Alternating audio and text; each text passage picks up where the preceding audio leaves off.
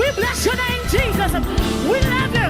Hallelujah. Come on, your weapon is your praise. Clap. Your worship, your adoration to God. Clap. Put your hands.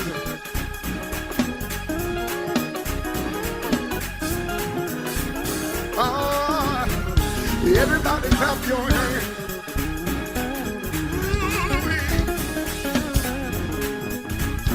Here we go. So it says, got joy in my soul, but God is in control. I got Satan on my trail, but I'm thinking all is well. He's attacking every day, but I'm watching while I pray. No matter the attack, I won't turn back. Sing, y'all. This means war. This means war.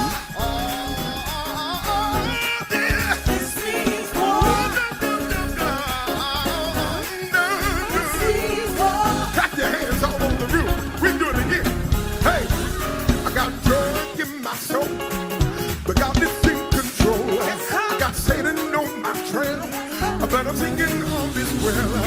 He's attacking every day, but I'm watching while I pray. No matter the attack, I won't turn back. Sing, y'all. This means war. Everybody clap your hands. Yeah.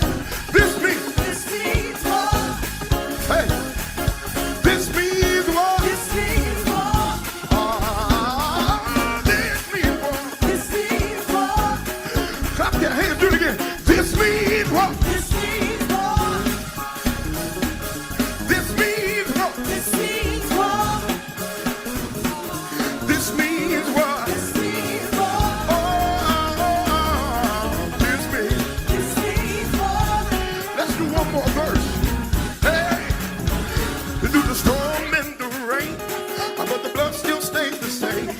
Whatever's going wrong, I got my work clothes on. I might be in the days, but you can't have my praise.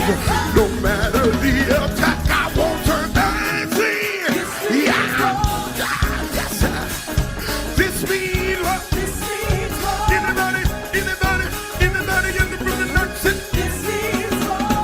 I need you to shout it like you know you got something worth fighting for. Let's do it one more time. Y'all sustain me right here. I'm going in the rain. The blood still stays the same. Yes, sir. Whatever's going wrong, my war clothes are wrong. Yes, sir. I might be in the days, but you can have my praise. Yes, sir. No matter the attack, I won't turn back. This means what? This means war. Devil, you gotta give me my stuff back.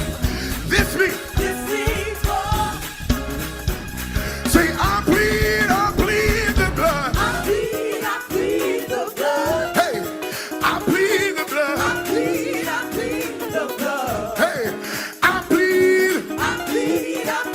the blood. Hey, I plead the blood. I plead the blood. Do it again. I plead the blood. I plead the blood. Hey, I plead the blood. I plead. Hey, I plead the blood. Do it again. I plead.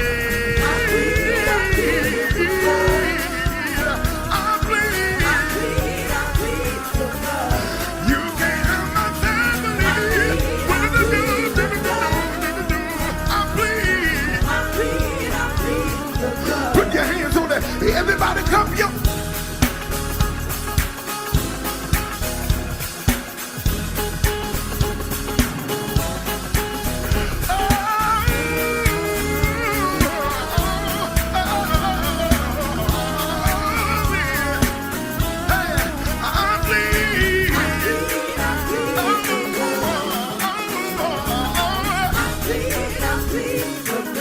It belongs to me, the power.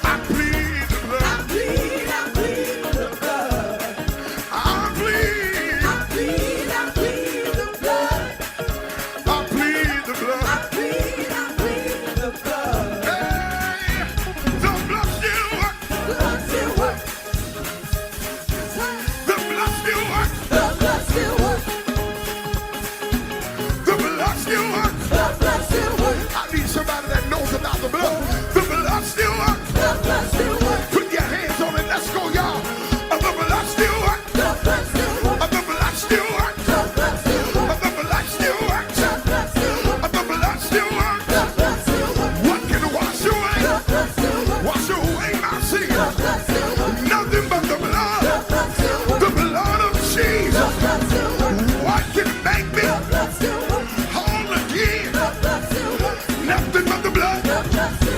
Nothing but the blood. The blood will never lose its power. The blood will never lose its power. It reaches to the highest mountain. Flows to the lowest valley. It will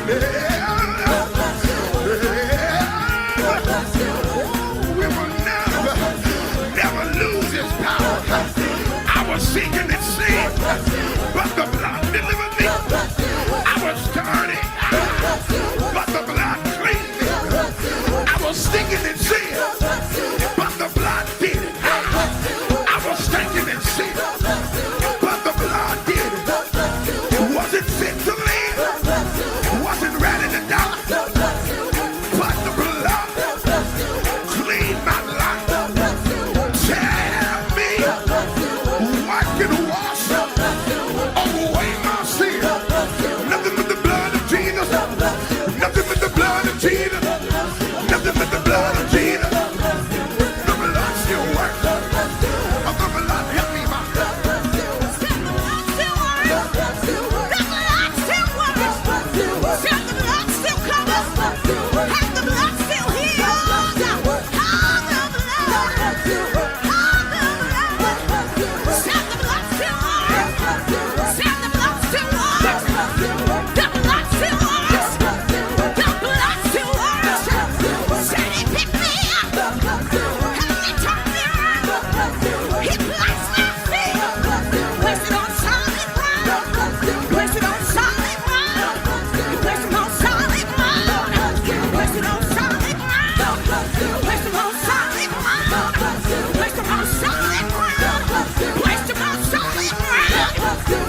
What can wash away my sin?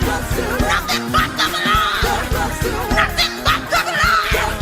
Nothing but the blood. Nothing but the blood. Nothing but the blood. The blood still works here. The blood still works here. The blood still works here. The blood still works here. The blood still works here. The blood still works. Said the blood still works. The blood still works. The blood still works. The blood still works. The blood still works. The blood still works. It can wash your mind. It can clean your heart. It can save your soul. Yeah.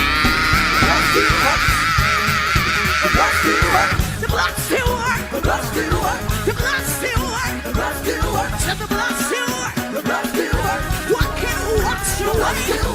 Wash away my sin. Nothing but the blood of Jesus. Nothing but the blood of Jesus. Nothing but the blood of Jesus. Nothing but the blood. Nothing but the blood.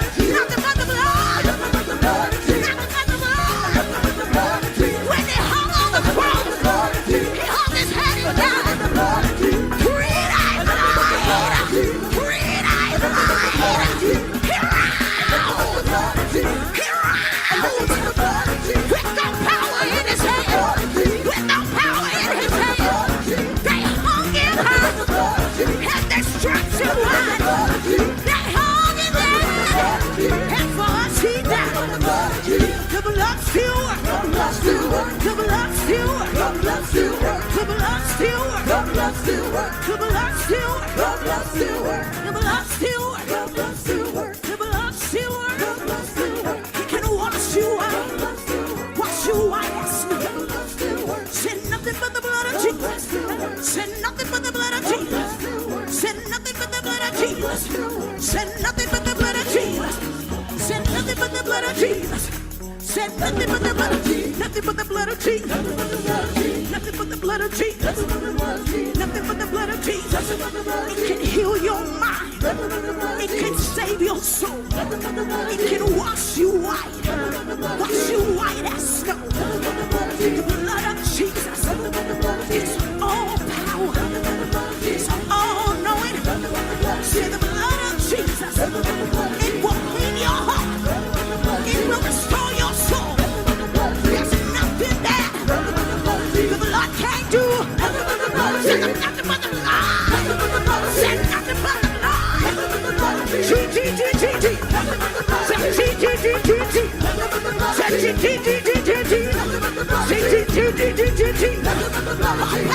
your hand. Power in your hand. Yokes are destroyed in the name of Jesus.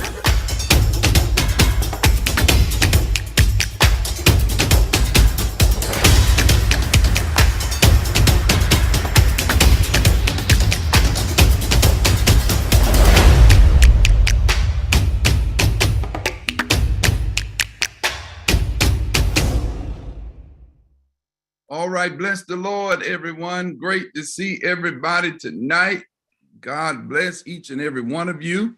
Thank God for everyone that's tuning in on our Zoom, those that are on Facebook, those that are on YouTube, and those that are on our website. Thank you all so much for tuning in to be a part of our Village Bible Study. I'm grateful for your participation tonight, and I'm so thankful that you have joined us on this evening.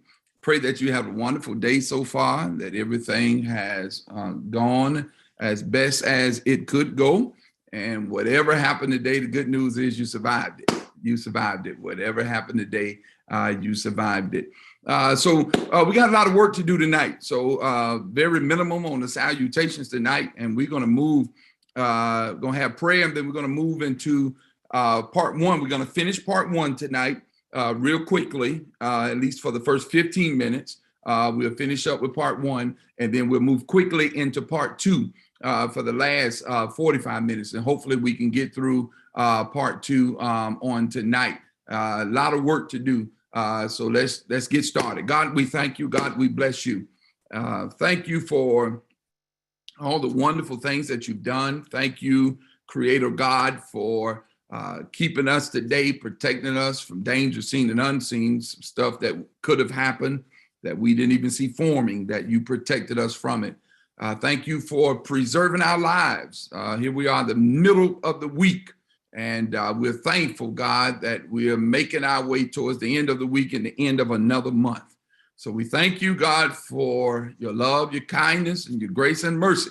Pray now, God, that you illuminate our hearts and our minds, especially our minds, so that we might study your word on tonight. In Jesus' name we pray. And all of God's children said, thank God and amen. All right, here we are. Once again, Facebook, if you can like and share. YouTube, same thing, like and share. You can even share the Zoom link as well. If you are on Zoom, you can text it to family and to friends. All right, let's finish up. Let's put the outline, if you have it, communication team. Let's put the outline from last week. So those are the two that we have to finish, letter B and letter C. We left off at making unpopular decisions. That's where we left off at. And so that's where we will pick up. And so that is in verse 25. That is in verse 25 of Exodus chapter 18. Verse 25 of Exodus chapter 18 is where we'll pick up tonight as we bring that scripture onto the screen.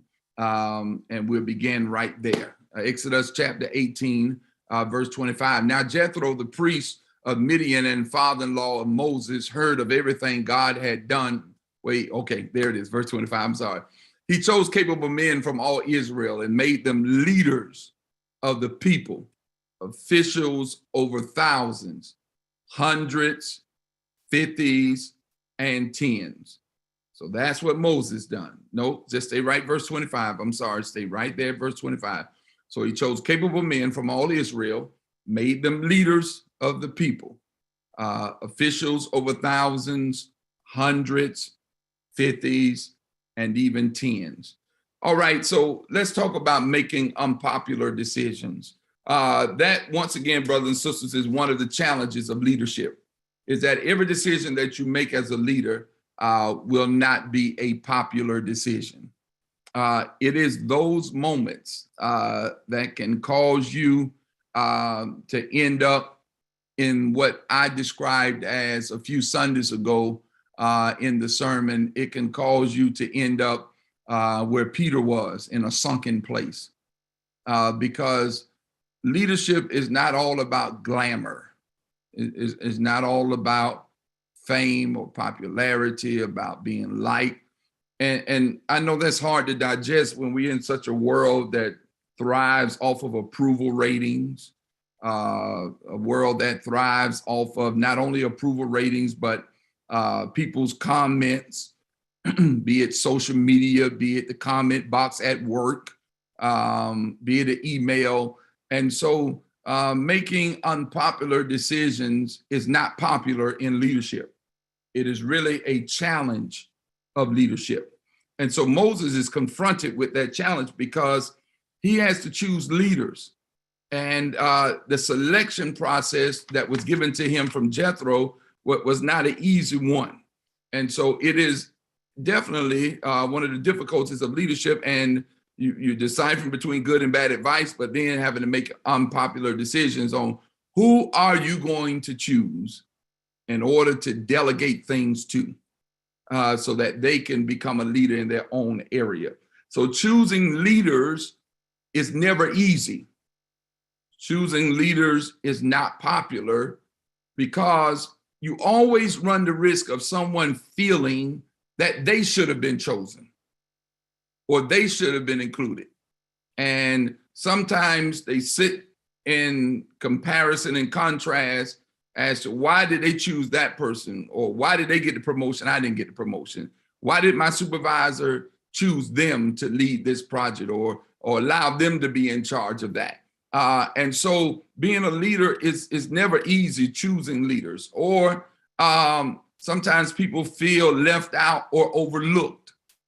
And so that's why when you're choosing leaders and choosing persons who you're going to delegate things to, you always run the risk of making unpopular decisions because it requires you to choose someone that you feel is capable of carrying out the assignment, someone that's capable of fulfilling the assignment. And sometimes it's not the most glamorous person. Sometimes it's not the most experienced person, but sometimes it's just that person that embodies the same type of rhythm that you have as a leader. You see it in them. The same type of drive you have as a leader, you see it in them. So choosing leaders is difficult because you're trying to choose someone that has your rhythm, choose someone that has your heart for people, choose someone that's similar to you in terms of the drive that you possess, in terms of completing assignments or taking on assignments. And it's a difficult process. And then there's also the risk of selecting someone that you thought met the qualifications, but when the pressure got turned up, they turned out to be someone else. Because you never know who people really are into that pressure. You get in that pressure cooker, man, and that pressure gets turned up, and that assignment becomes due, or they become frustrated easily, or they become angered easily. And so when, pressure tells you really who a person is, when you place them in that pressure cooker and that pressure begins to mount, it gives you an idea of what kind of person that you're dealing with as a leader. And so you also run the risk of not only choosing someone that's never been under pressure, because people change when the pressure gets turned up. And then you end up seeing a personality, you end up seeing something out of them. You like, oh man, I didn't know they was capable of that. I didn't think they could say that, or I didn't think they could act in that way, or I didn't think they could be that ugly. So those unpopular decisions, they're difficult. And then you also run the risk, sisters and brothers, when you're choosing leaders, as Moses is doing in verse 25, because Jethro has encouraged him to do that. Not only are you running the risk of offending somebody that thought they should have been the leader, or thought they should have been one in the number that Moses chose or selected, you also run the risk of choosing Judas and not knowing it. You have to also remember Jesus selected Judas. Now, we can wrestle with that theologically and say, because Jesus is omniscient, he's all-knowing, he knew in the beginning when he chose Judas and made him the treasurer that Judas was no good. So one could derive that thought theologically. But then what about us that are not as omniscient as Jesus? I know you know a lot. And I know you got a great level of discernment and your antennas are up in terms of discernment, but I don't think they reached the level of Jesus. I just don't think so. I mean, you're good. I'm not saying you're not good at reading people, but Jesus, so you can argue, was omniscient, so he knew what he was dealing with. Whereas with us, sometimes you make the unpopular decision and choose someone and you really not know that they're really Judas. You really don't know how they're going to respond to pressure. So that becomes an unpopular decision, and it's not a great feeling. And it can leave you, sisters and brothers, in the sunken place because you say, I prayed about it. I fasted about it. I mean, I read the word. I just thought that was the right person. And think about it. It happens in relationships. It happens in marriages. You know, the marriage over the course of time, you start looking and wonder, is this who I married? You know, how could they change this much? And so think about those decisions. Then put it on the level of choosing someone to become a leader of something. Not just ministry. I don't want us to just get tunnel view and think we're just talking about ministry. I'm talking about in your vocation. When you're looking at promotions, when you're looking at in terms of unions, and unions look for representatives and leaders that will represent the union when you're trying to select those persons. And so even in your vocation, you start thinking about, am I choosing the right person? Is this person capable? And so leading people is a very delicate job, and it subjects the leader to a lot of unnecessary noise because the text does not mention that I read to you, Exodus chapter 18, verse 25. It does not say anything about it, but you can imagine the noise around the camp when Moses decided to choose who he chose. Why did he choose them? I'm better than them. Oh, that's going to fail. We'll see that with the Nehemiah model in just a few moments. That's not going to work out. And so serving, sisters and brothers, is not for you if you love sitting at the table of popularity. That's the best way I can put it. Serving is not for you if your feelings get hurt because somebody's talking about you. Serving is not for you if you get bothered by every little thing negative said about you. Because some people serve because they want to be at the table of popularity. But some people serve because they've been called to do it. And when you've been called to do it, you deal with the manure. Y'all know what manure is. You deal with the manure that's all around you. Right now, all of our gardeners, you're using manure because you're getting your grass ready, you're getting your garden ready. And what's going to make your garden grow? Manure, mess.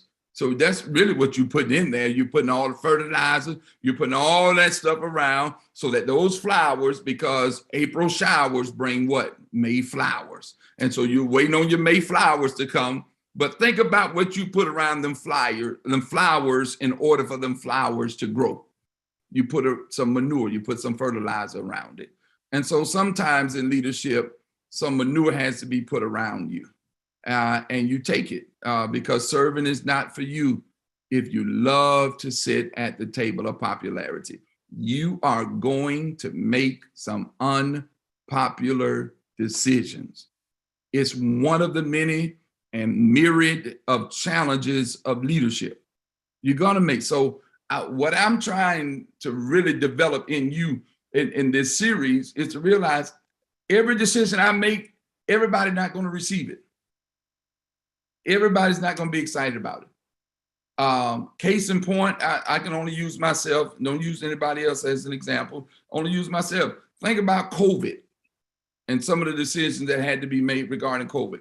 There were, when you pass 1,000 people, there were 1,000 people second guessing what I'm doing. Why you won't open the church? We go to the ball games, we go here, we go there. Why we got to register? Why we got to wear a freaking mask? And why we got to do this and that?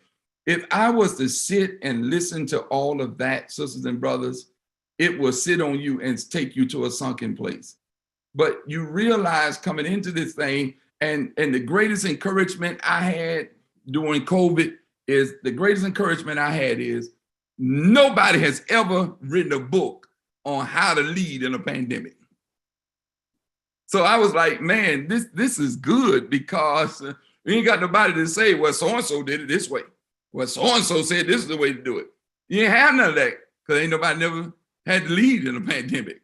And so that was the fun part about it, is you sitting at the wheel and you basically learning right there at the wheel, and you're trying to figure these things out. There's no metrics. There's nothing to look at. There's no analytics or nothing to say, hey, you're doing it wrong. Hey, try it this way. Because everybody was trying to, for the first time, it's like riding a bicycle for the first time. You're trying to figure out, oh, if I pedal this way, hold the handlebars this way, this thing will flow, it'll work. And so I love that, and when people would come with their advice, sometimes you have to reduce sarcasm, being sarcastic. You have to reduce that, because you want to ask a question when they come and say, well, we should do it this way. And you want to ask them, you done this before?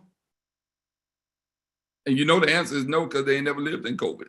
And so you have to resist the urge to say, oh, you've done this before. No, because sitting at the table of popularity does not exist when you're a leader. Going to be some moments when everybody's high on you.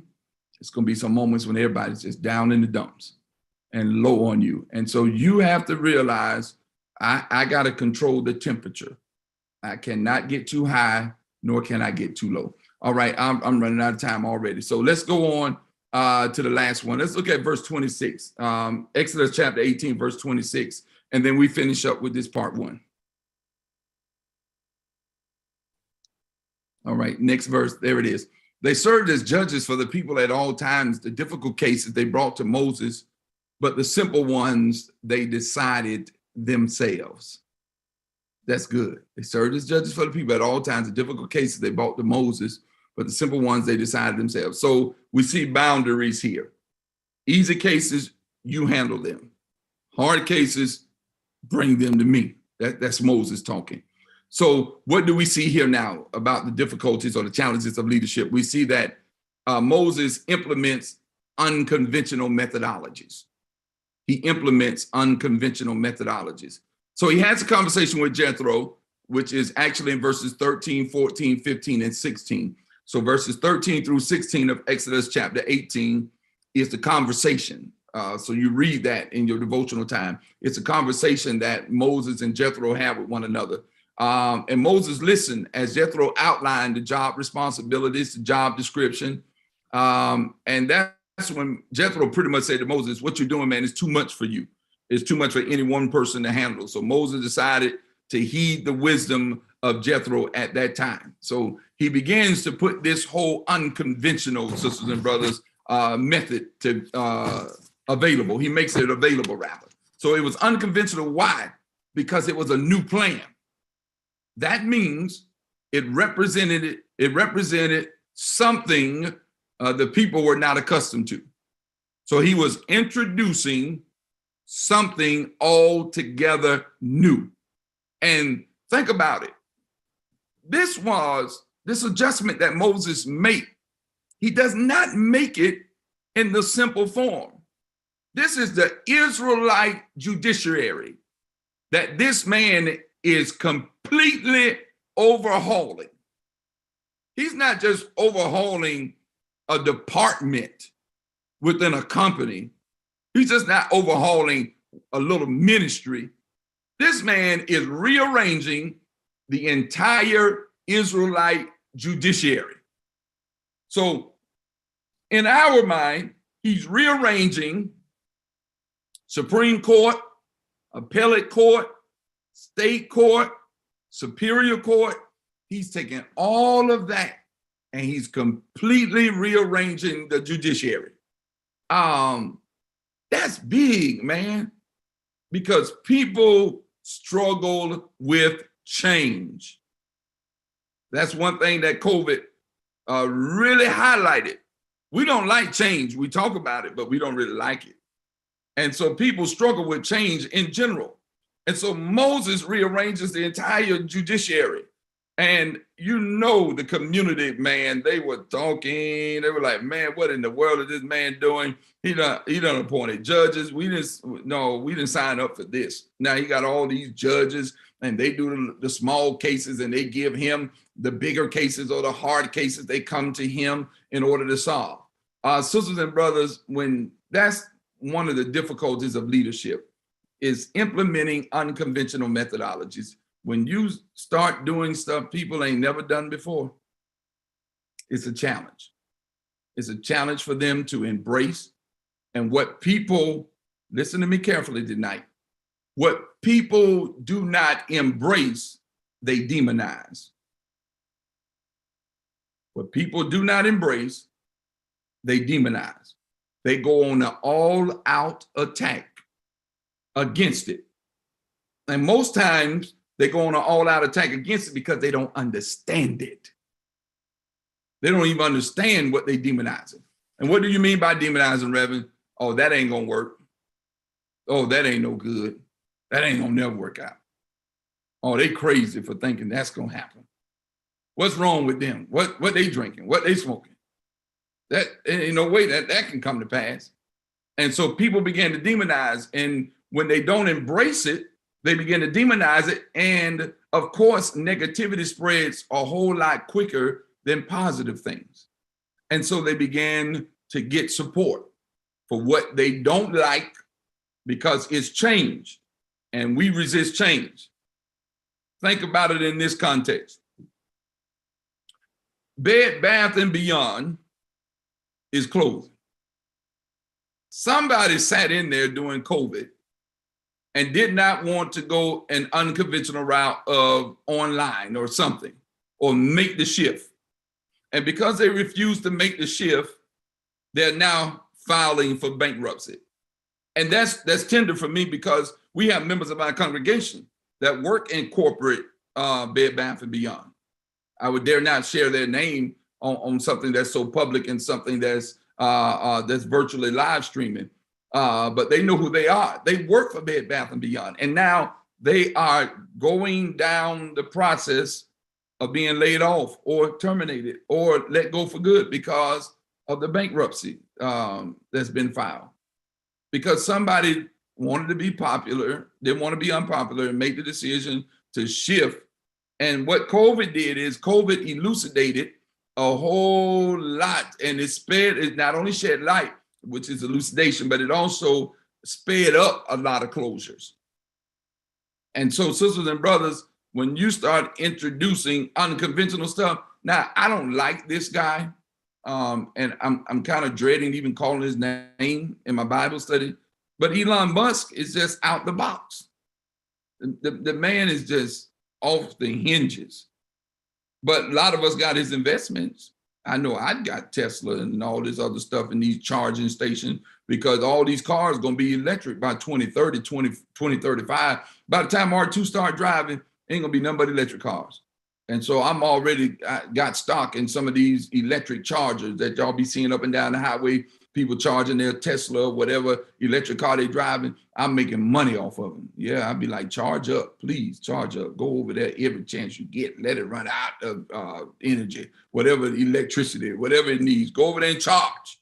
Every time you charge it up, that stock just keep, stock market like an EKG sometimes. That's going to be up and down. But them charging stations, it don't never come down. That's going to just stay up, up, up, up, up. And I'd be sitting there like a cheerleader. Go, go, go, go, go, go, go, go. I'd be telling them, keep going, keep going, keep going. Yes, thank you, Jesus. And then you look on the other side, look at the kids' investment portfolio, and then you start looking at that, and then it start going down. I said, boy, the devil is a liar. One go up, then the other one start going down. But you got to make unconventional decisions and sometimes implement unconventional methodologies. Now, church and organizations in general struggle with change. They struggle with change. And church and organizations sometimes, when I'm talking about organizations, let me talk about social organizations, Divine Nine, Greek organizations, or the Links, or Jack and Jill.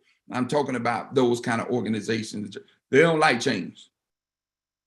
It's hard to embrace change. And when you don't embrace change, you'll spend a great deal of time demonizing it because you don't want to change. All right, I'm done. I did a lot of talking. I lost 24 minutes. So I'm 7 minutes, not 7 minutes, but I'm 9 minutes overtime. I was supposed to stop at 7:15. Let's go to part 2. I hope y'all got some out of part 1. I'm sorry that I'm rushing now because I want to get to part 2. So can we put the outline for part 2 up so we can get to part 2? And now we're going to shift. Now we shift into Nehemiah. That's my boy there. We shift into Nehemiah at this time. If the team can put up the outline. So we're looking at tonight Nehemiah chapter 2, the entire chapter. And you see the outline about vision casting and all of that. So we're looking at that model now. We're still talking about the challenge of leadership. And one of the challenges is we want to look up under vision casting. All right. So as you catch your breath, this is what I want you to do. And begin now to formulate your thoughts, because I want you to start typing. But remember, we don't hit send until we hit it all together. We're going to send it together. What is vision casting in your own words? What is vision casting? And so I want you to share that with us on Facebook, YouTube, or on Zoom. I'll call for the countdown. Once I get to 0, hit the button. So start typing now, but don't hit send. Typing now, but don't hit send. All right. So what is vision casting in your own words? You got 1 minute. So hopefully now you're typing. We can remove the outline. So hopefully you're typing now. You got 1 minute.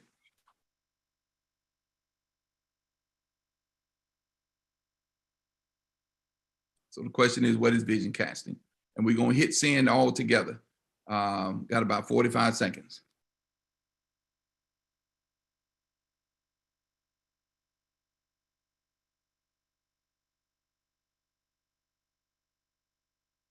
Okay, 30 seconds.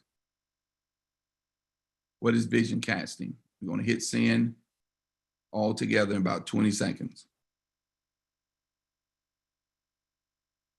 10, 9, 8, 7, 6, 5, 4, 3, 2, 1, send.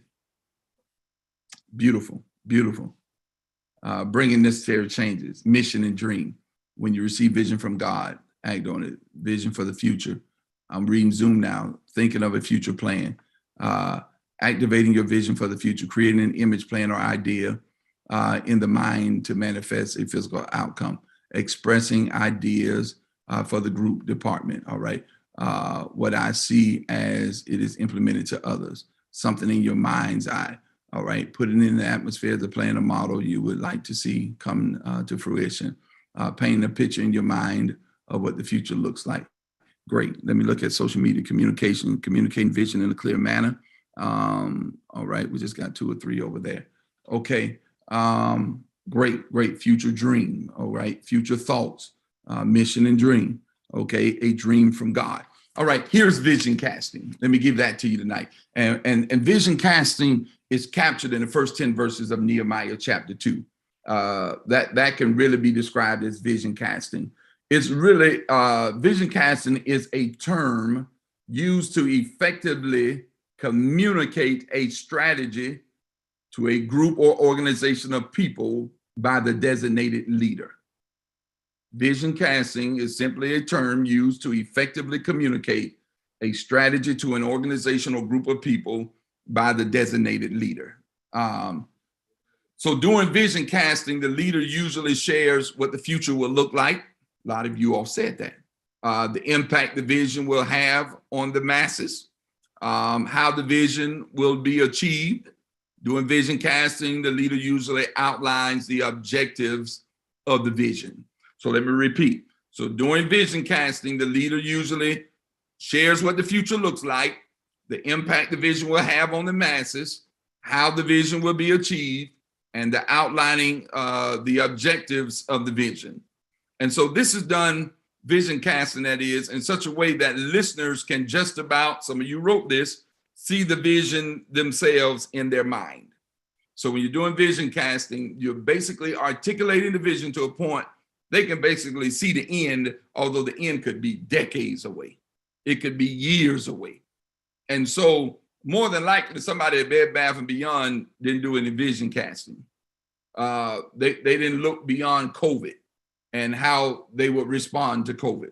I remember when we saved the hospital, very minimum vision casting was going on. How would the hospital look in terms of its service to people? Who would it concentrate on more so than anything? So yes, that's basically what vision casting is all about. Now, where's vision casting in scripture? You may ask yourself. Habakkuk 2, verses 2, 3, and 4. That's vision casting. It provides us with the purpose of vision casting. I'm going to read it to you. Write down the vision and make it plain on tablets, so that a herald may run with it. For the vision is yet for an appointed time, but at the end it shall speak and not lie. Though it may tarry, wait for it, because it will surely come. It will not tarry. That's a mixture of the King James and NIV version. So Habakkuk 2, verses 2 through 4 is really the purpose of vision casting. The prophet shares in that, and he shares it in a way that we don't. Sisters and brothers, the prophet doesn't use, in Habakkuk 2, 2, 3, and 4, notice the prophet doesn't use a timetable like we often do with vision.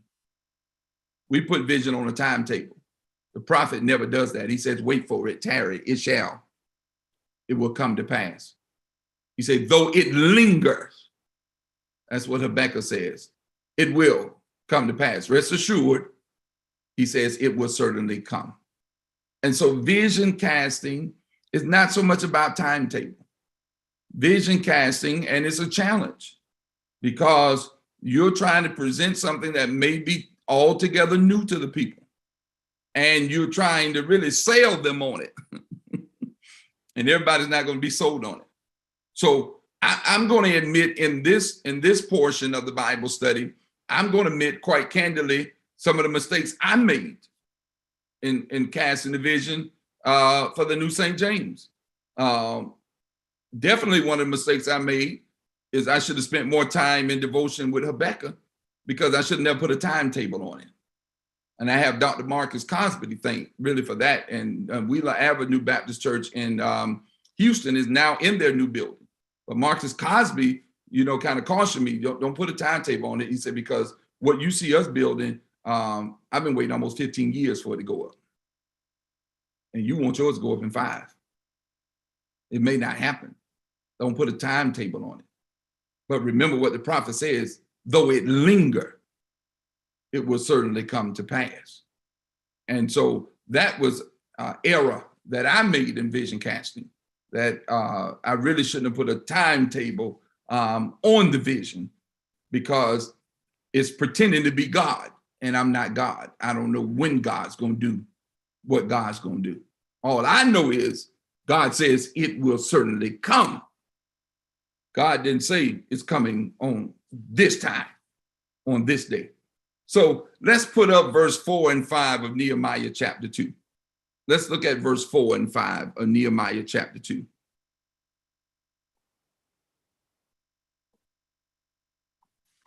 All right. It's coming. It's coming.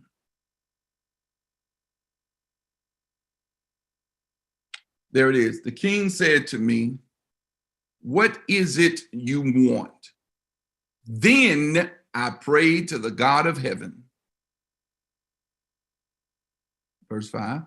And I answered the king, if it pleases the king, and if your servant has found favor, has found favor in his sight, let him send me to the city in Judah, where my ancestors are buried, so that I can rebuild it.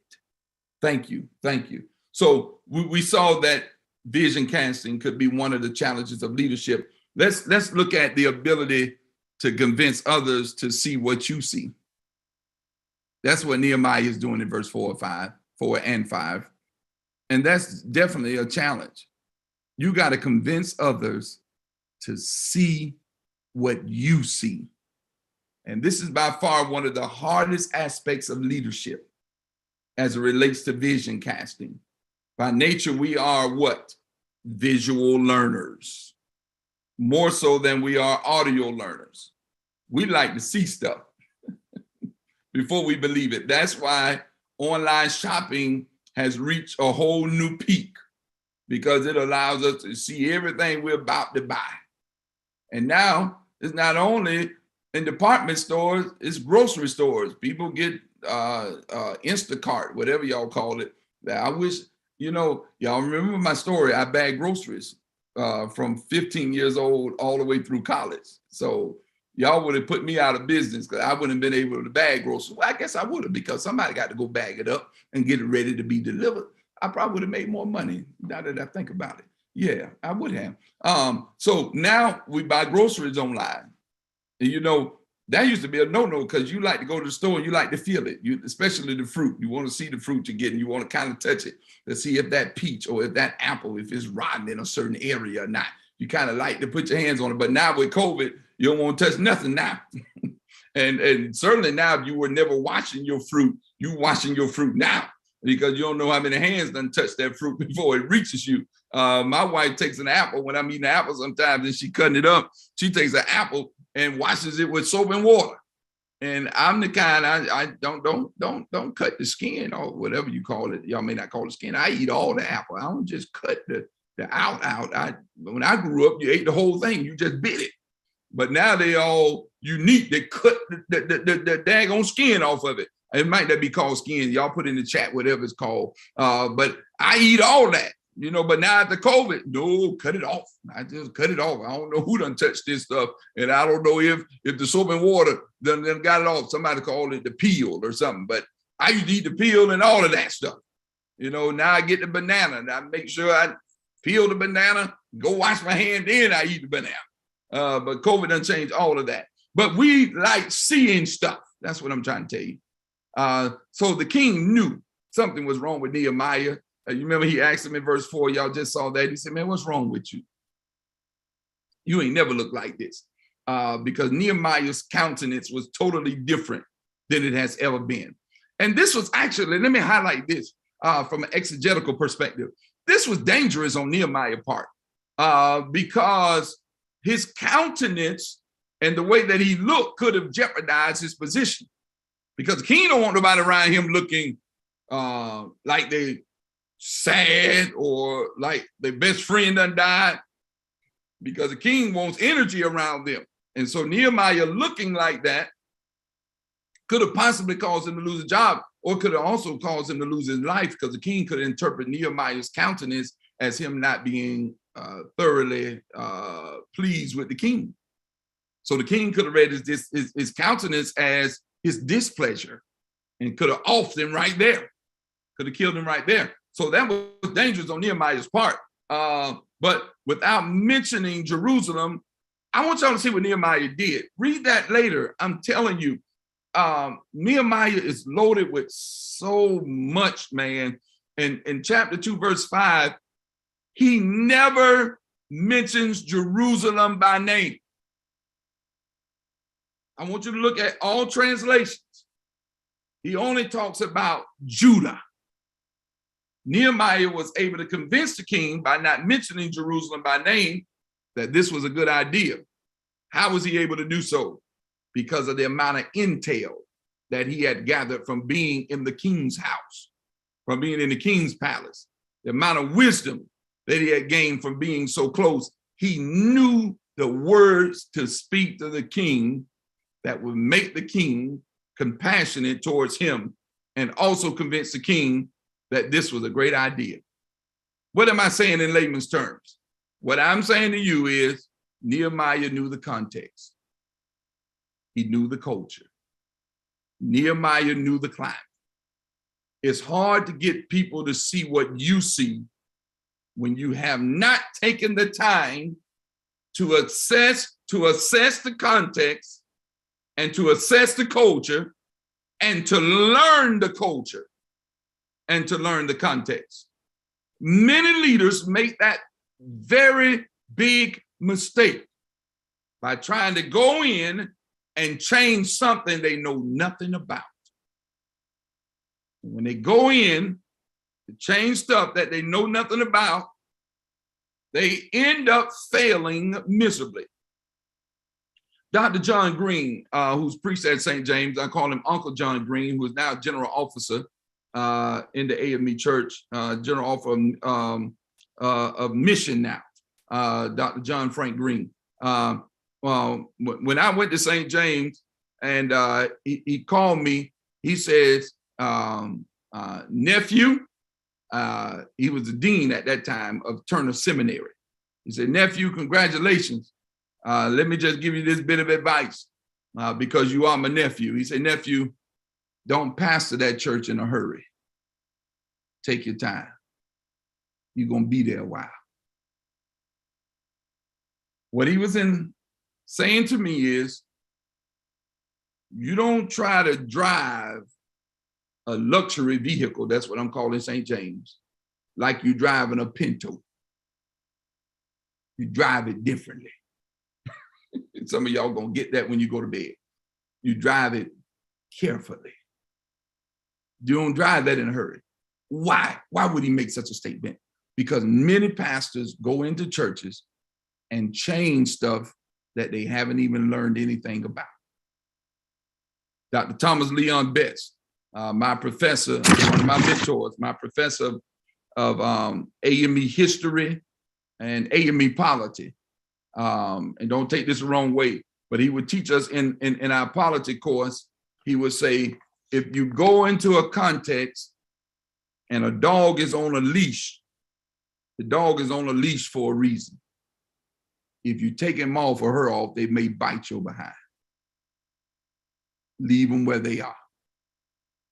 What did he mean by that? I'm sharing with y'all some internal stuff. You don't go and just pluck up somebody because they may not have liked the person you followed. And then you bring them in because you think they're on your team. And then you find out a year later, they don't like your behind either. And then they go to work on you at the same time. Leaders make the mistake of not assessing the culture. Dr. George Thompson, my leader and the chair of my department in my master's program of leadership, he said to me, and he taught us, you go and learn the context so that you can figure out the alligators and the landmines that are there before you arrived. There are landmines there that'll blow your behind up if you don't take the time to learn it. He was a white man. He said, there are alligators in that swamp. And these alligators will bite you. So this is not just church. This is leadership. This is going into a new job.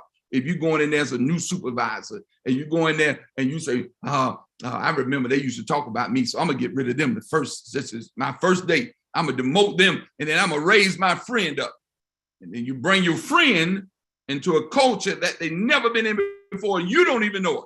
And you both end up getting eaten up alive by alligators because now, although the person talked about you, you don't remove the person that had the most historical reflection on the department that you're in.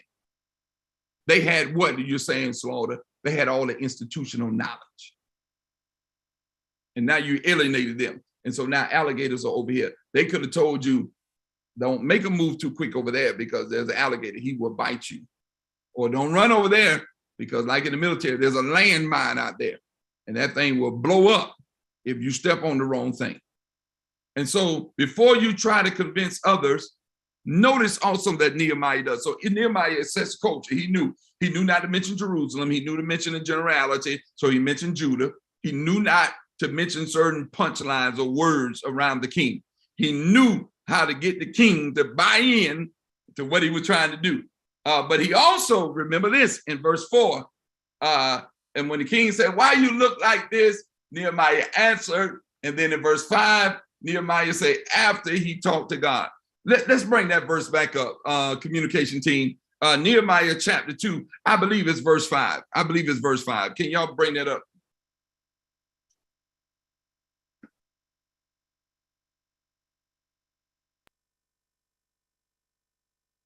Yeah, there it is. No, it's verse 4. There it is. The king said to me, what is it you want? Then look what it does. Look what he does. Then I prayed to the God of heaven. Thank you. That's good, team. Y'all can remove it. Thank you. Did y'all see that? The king said, what do you want? Before he answered, what did he do? He went and prayed to God before he provided an answer. What are you teaching us tonight? before you try to convince others, spend some time talking to God so that you might convince yourself. Because you can't convince others to believe something that you don't believe yourself. So he spent time talking to God. As leaders, we don't talk to God enough. I mean, we really don't, man. We really don't. We pretend like we do, but we really don't. You got to spend some time talking to God, y'all. The king said, man, whatever. The king basically gave him a blank ticket. What you want, man? What is it that you want? And before Nehemiah opened his mouth, the Bible says, Nehemiah talked to God. And as a result of talking to God, then he articulated the things that he wanted. Nehemiah had done his homework, and he was successful in convincing the king. And later on, you'll see that he's very successful in convincing others as well, because he did his homework. He knew the culture. He knew the context.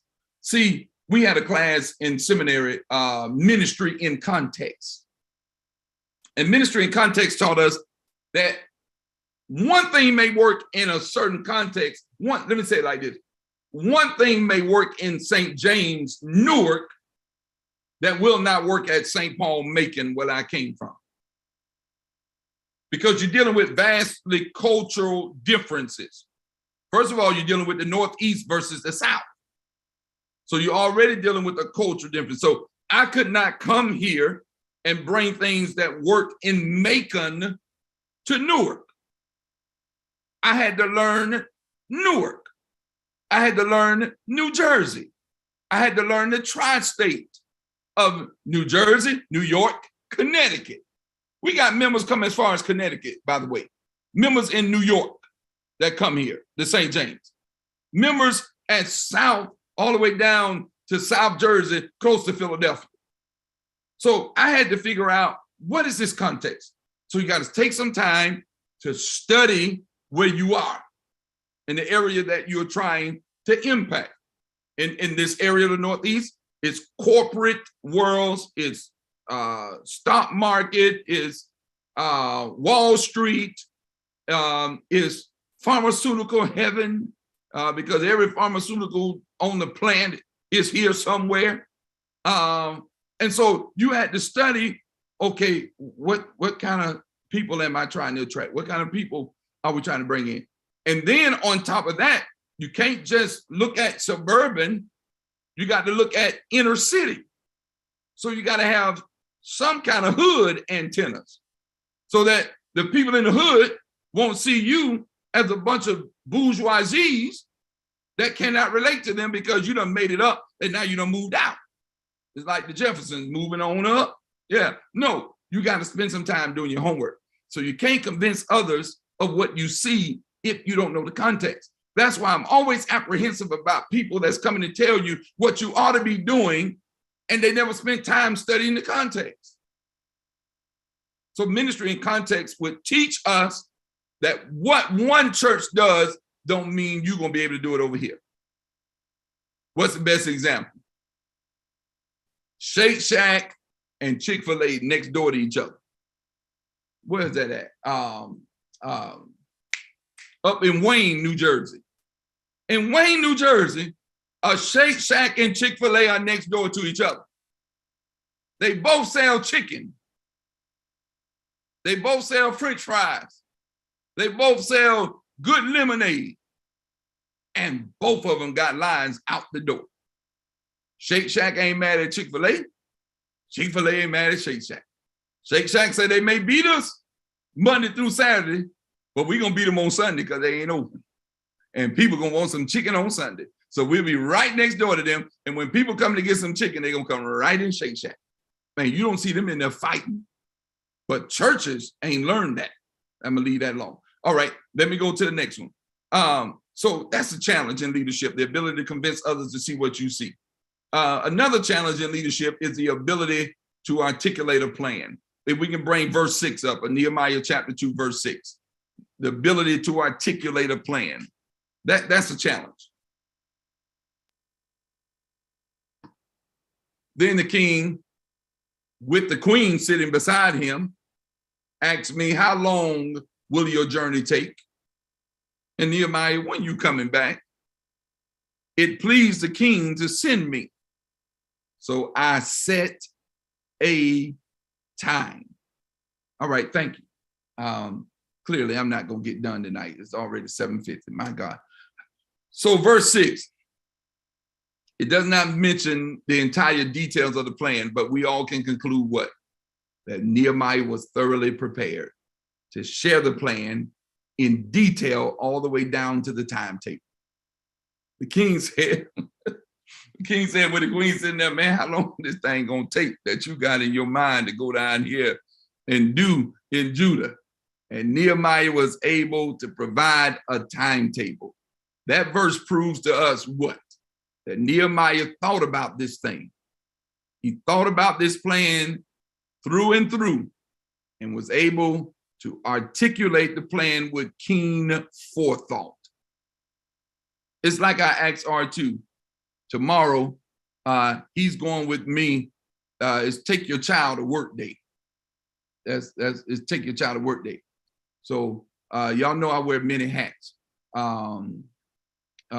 So I'm taking him to job, the early morning job. Then he got to come back with me to St. James. He got to sit there because it's take your child to work day. And he got to be able to share with the teacher, the 5th grade teacher, what your daddy do. And so he gonna come back and he probably gonna say, my daddy do some of everything. We started out on the turnpike. We came back down the turnpike. We ended up in Newark. We left Newark, the church, and then we went over there in the hood to one of the police precincts. He slid a card and he walked up in that door. So by the time I got home, he gonna say, I was ready to go home. I would rather be in school than to go to work with a child.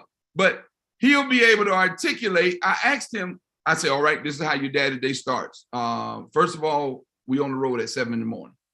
He was like, 7? I mean, I gotta get up at 6. Yeah, you gotta get up at 6, gotta take a bath, shower, get washed up, get teeth brushed, and then we get on the road. 7 o'clock, my truck gone. When we see the girls get on the bus, we get in front of the bus. And they be behind us. We going on the 280 to the turnpike. We going on down to Trenton.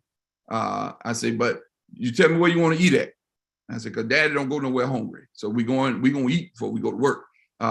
Because if I don't eat before I go to work, I'm miserable. I say, so you got 2 choices tomorrow, Cracker Barrel or Chick-fil-A. Oh boy, he was ready then. He like, wow, this is real breakfast here. Then I get to choose, and his mom was like, oh, I'm jealous of you. You get to choose which one you want to go. He still couldn't choose. So I came and hit the Bible and said, where we going to eat at? Cracker Barrel, Chick-fil-A, because I can do either one. I know what I'm getting when I get there. I'm already ready. But I like to know before I go to bed what I'm going to eat when I wake up in the morning, because I'm just that kind of person. So I told him, you got to decide before we go to bed at night where I'm going to eat at, so I can have my mind ready and I'm ready to process it. I'm ready to go when we wake up in the morning. So I don't know where you're going to choose. He don't have no forethought. But Nehemiah, what I'm trying to say, Nehemiah had forethought. He can articulate his plan and what he wanted to do. The king, by his question, shows us that he's already what? Convinced. He's already see what Nehemiah sees. When he says, man, how long this thing going to take? That means he's already signed off on it. He just wants a timetable. Sisters and brothers, I'm ending with this. And we'll pick up on letter C next week. It's no good to have a plan and you cannot articulate it. It's no good to have a plan and you cannot articulate the plan.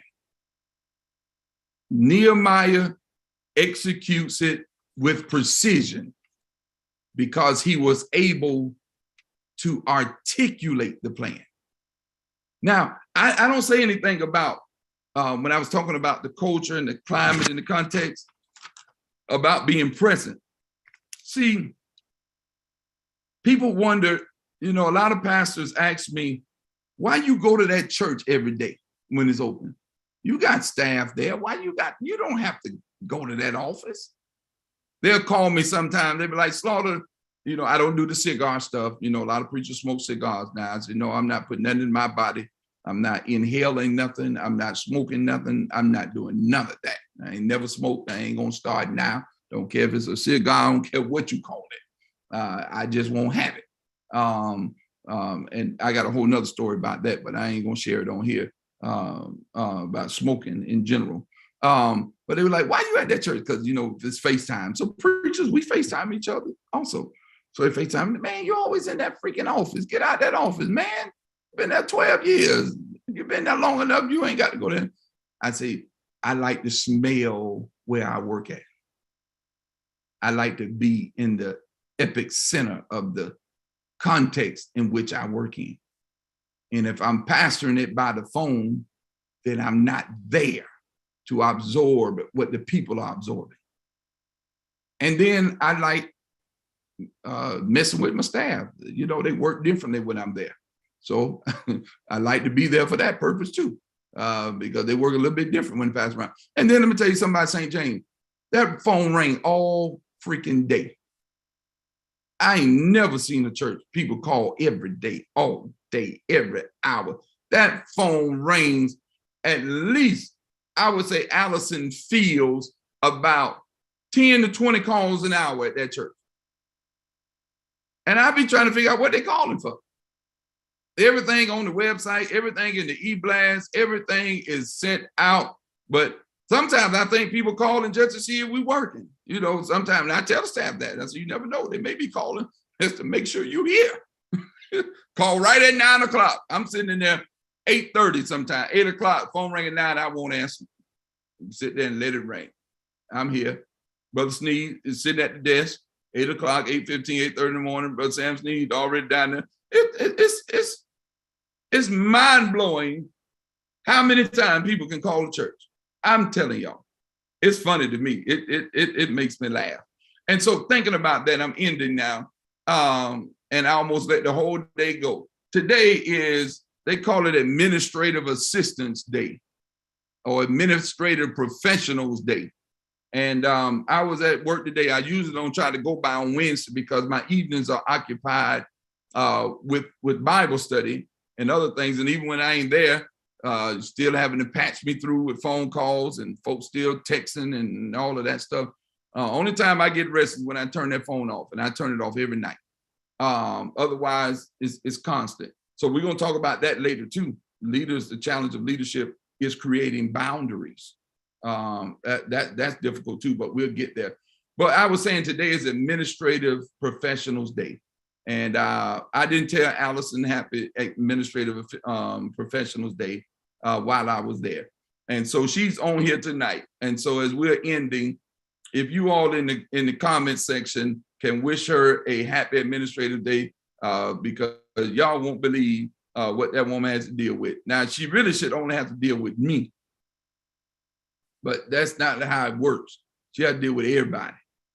And she has to try to have the personality of the pastor in dealing with everybody, which means she can't cuss them out. She can't let them know she's mad or they done ticked her off and none of that stuff. She can't do none of that. I'm getting a little bit looser with that now. I guess that comes with years. I'm almost to the point of telling folks now, you ain't right. You wrong for what you said. You shouldn't have said that. You should go back and pray and seek forgiveness. I'm getting to that moment. But y'all wish her a happy Administrative Day. And we're going to send her some cash app so she can do what she want to do with it. I don't buy folk no gifts no more. That's another thing with COVID. Cash app is the best mechanism because people, you don't know if they got to pay a bill. You don't know if they got something coming that they need to pay for. And so my daddy used to say, y'all watch, listen to this. It's 7:58, we're done. My daddy used to say to me, man with a third grade, no education at all, because he was in the fields. My daddy could not read or write. Seriously. He signed his check, and my mother eventually taught him how to sign his check. He would sign it with an X. I mean, my teenage years, high school years, would sign it with an X. Because when you were born in the 1920s in South Georgia, rural Georgia, they put you in the fields. They didn't send you to school. You were sharecroppers. And so he used to say to us, y'all, this is funny. A card reads better with something in it.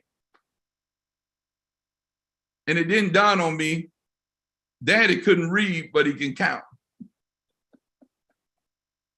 When he said a card read better with something in it, he was saying put some money in it. He couldn't read the card, but he can count the money. And that's what I do. I cash is king. People give cards. And so we're going to give Allison something and wish her a happy Administrators Day. So thank y'all so much. We're going to pick back up next week, same time, same station, same place. And we'll pick back up. I'm trying to figure out where we'll be at. We'll pick up with letter C, the ability to garner support, because he was able to articulate the plan that he was able to garner support. And so that's where we'll pick back up on next week. And we got a long way to go in that too. So we'll finish Nehemiah next week. And then more than likely the following week, we move to David. And then I'm going to have to get off because May is stewardship month. So I'm going to have to transition because y'all know we got emphasis month here at St. James this year for the first time. Every month has an emphasis. So it was kind of late start with leadership emphasis month. And leaders, Saturday, mandatory.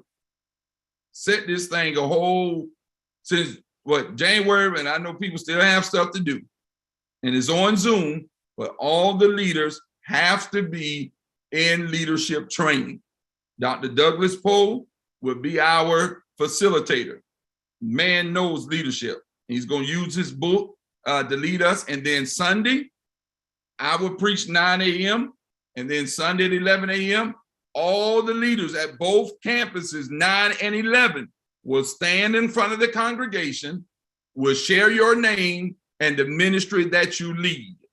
You will share your name and the ministry that you lead and encourage people to join your ministry. It is Leadership Sunday on this Sunday at the St. James Church. And we are developing leaders. So I look forward to seeing y'all Sunday, 9 a.m.